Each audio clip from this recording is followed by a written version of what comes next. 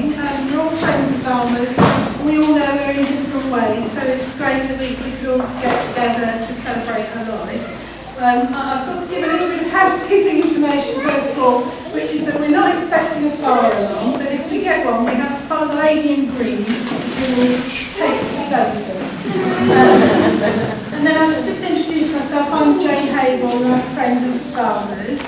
What we're going to do is I'm going to say a little bit about Valma and how I knew her and a bit about her life. And Nikki's also going to speak about Valma. And then we'll open it up to, if other people want to say about how you knew her or what organisation you were involved in.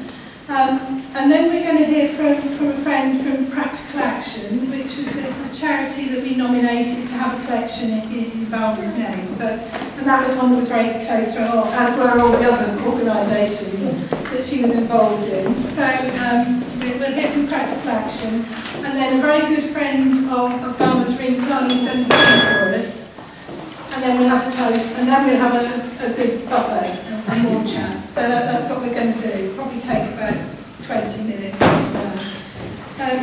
So to start with, how Mark and I knew Valma. We met her probably about 35 years ago when we joined the Labour Party branch in Camberwell that she was also a member of. So that's how we got to know Valma, and I think a few other people here also got to know her through the Labour Party.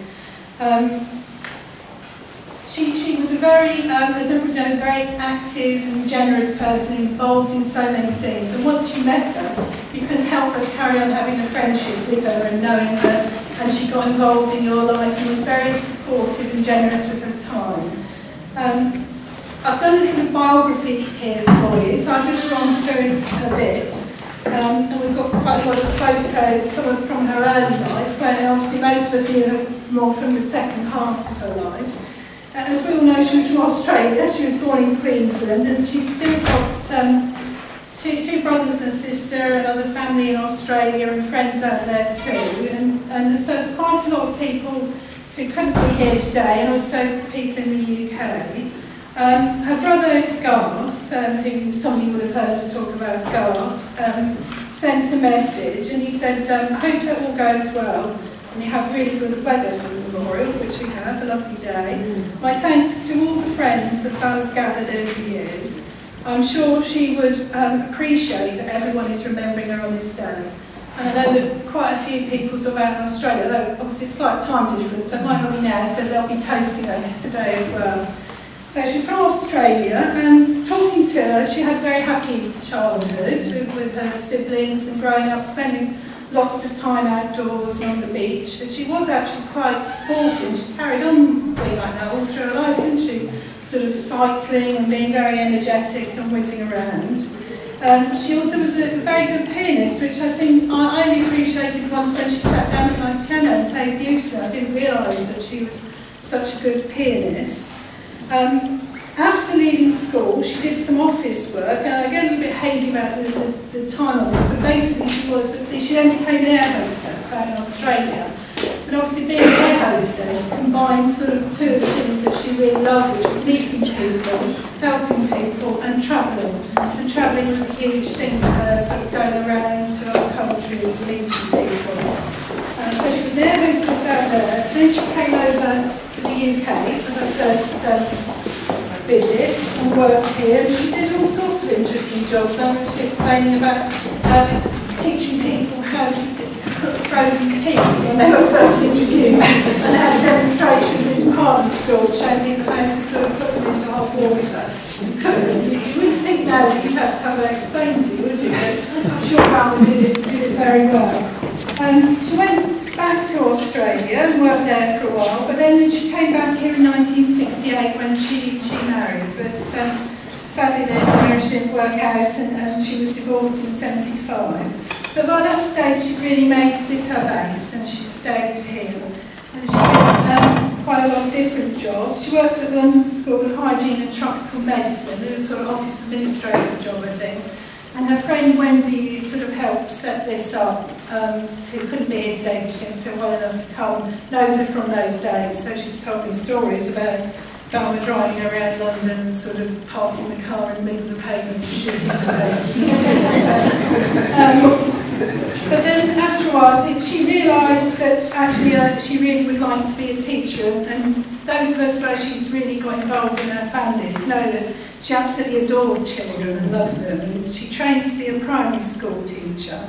But then suddenly she had an accident. She was on a moped and had a car accident.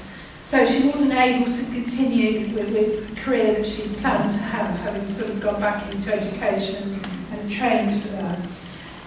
But she was really involved in schools and with children, and she was a school governor on several schools and helped out in schools. So all the things that she'd sort of developed through her teacher training, she didn't waste those, she put those to good use. And I think a lot of people here have got kids who she's sort of taken off on day trips to various museums and art galleries. She absolutely loved doing things, and I've got in her papers there's a couple of old diaries where, like most of us, she started a diary one year and did a couple of entries and then it got abandoned, so there's a few of those. But some of the days they say things like she did something in the morning, then she met somebody for lunch, then she did something in the afternoon, then she went out in the evening, then she went back and did something else. And what Valma could pack into a day is probably more than most of us could do in a week or a month sometimes. I've put in the biography that we've done for you some of the things that she was involved in, but she was immensely talented. She made loads of things, and I think a lot of us, as I've certainly still got curtains that she made for me, and she did pottery, cooking, gardening, she loved gardens, and then politics was a huge area for her as well, for her interest, and she was an absolutely committed socialist. So a lot of the organisations that she was involved with were linked to her political beliefs, and there's people here today from those organisations as well. Perhaps tell us a little bit about sort of what she was involved in. And of course, some of them really combined her love. She was a real internationalist, and she loved to go to other countries and to know about other countries. So obviously, some of the political organisations that she got very involved with sort of combine that, so like Cuban solidarity and Palestine solidarity and so on. Later on, I mean, as you know, she did have a bit of a tough time just towards the end of her life, but she had an amazing number of people supporting her and visiting her and keeping in touch with her, which I think was a real reflection of how sort of loving and generous she'd been during her life to all of us, and I think today is evidence of that as well. So I'll hand over to Nikki.